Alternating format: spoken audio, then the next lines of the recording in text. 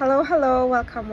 It's me, Jacqueline again. I'm your travel agent from Jacqueline Travel and Tours.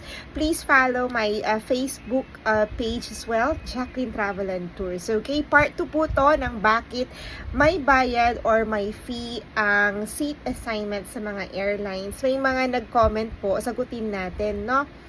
Para at least mayroon tayong a comment or a reply. So, hi Miss Jacqueline, I always flying going to Philippines once a year. I am a handicapped and senior citizen. You know I've been wanting to get a seat right in front. Economy lang ako. How can I able to get it, or do I have to pay for it in case? How can I avail it and how much? Thanks dear, and thanks for the help. Okay po, hello po. Ayan. So, yes, you can actually reach out or call or reach out through chat with your specific airline. So, kung Cebu Pacific man yan or Philippine Airline, or if from US, syempre mga ano yan, diba? Mga United Airlines or whatever airline you are flying po, you can reach them out by calling them or chat with them and request for your seat.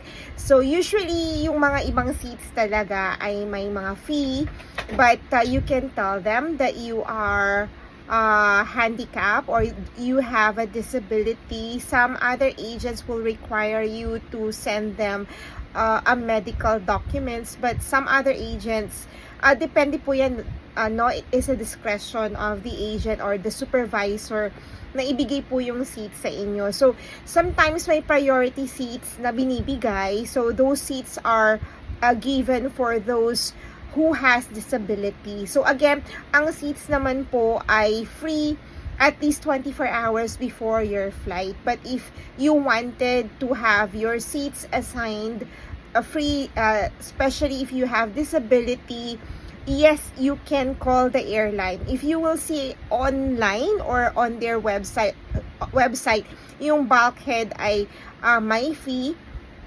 So, if you want it free, call the airline directly. Tell them that you have a disability. And may batas po yan sa mga airlines or sa aviation that disabilities, may it be physical or mental disability, should be given a priority or a priority seats. Okay, so senior citizen, yes, we can consider, but it is not that much. Hindi po ganun ka, ano po yung senior citizen, no? So, usually, and disability lang po talaga ang may weight when it comes to seat assignments, because we should prioritize disabilities with the kung ano man yung disability ng passengers. You can also call or reach out your airline if you need some help with your wheelchair request. So, pwede rin po yun. Free din po yun. You can request it prior to your flight. Okay? And, medyo... Yes, ito to isang ano nila, no? That's how the exhaust all possible revenues in business. Period. Wait, there is more. Yes, revenue din. It's one of the revenue, or of course, doon kikita ang mga airlines kasi win-win situation naman po. Those charges are valid kasi nga sometimes ang dami naman losses din ng airlines. Would you imagine if there's delayed flights? We will rebook your flights. If there's a lot of canceled flight, magbibigay ng compensation ng airlines. Ang dami rin po, no?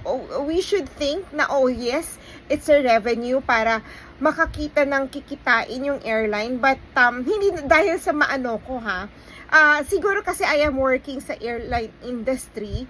So, ngayon naiintindihan ko bakit kailangan magkaroon ng income ang mga airlines. So, kunwari, lalo na sa US, if there's a weather, talaga ang daming canceled flights and delayed flights, and because of that, we will rebook their flights. Alam mo yung maraming losses ang airline. And maraming nangihingi ng compensations, lalo ang mga taga-US. Ang dami nangihingi. So, would you imagine that if there's a damaged baggage, ayan, konting issue, compensation. So, syempre, dapat may pagkakitaan din o may pagkukuhanan din yung mga airlines, okay?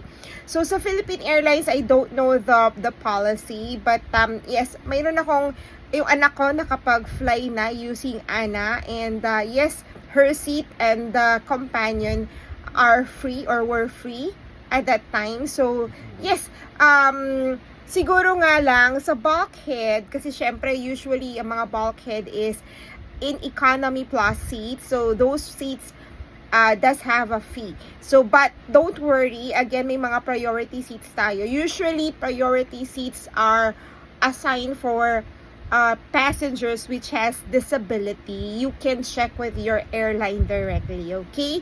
And what else? Ayun, nasagot ko naman na.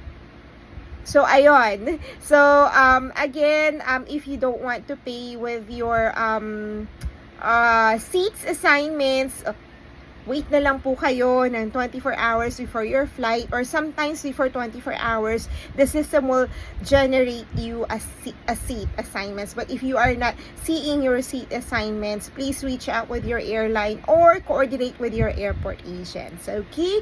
So, thank you for watching my video. Have a great day, everyone. Bye-bye. God bless.